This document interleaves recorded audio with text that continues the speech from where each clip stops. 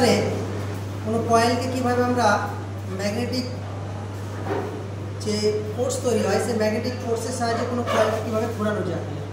এখানে এখানে কী হলো, এখানে আমি দিলাম, এখানে একটা কয়েল দিয়েছি, সেই কয়েলের সঙ্গে ব্যাটারি কানেকশান করেছি, ডিসি ভোল্টেজ দিয়েছি।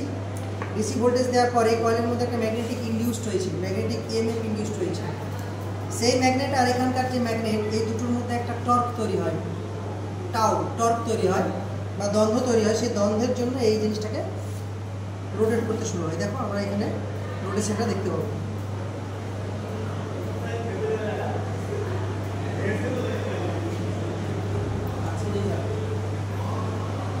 হচ্ছে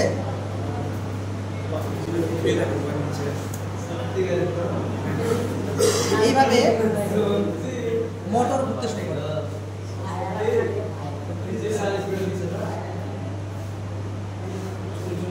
কয়েলের পাক সংখ্যা যত বেশি হবে মোটরের স্পিড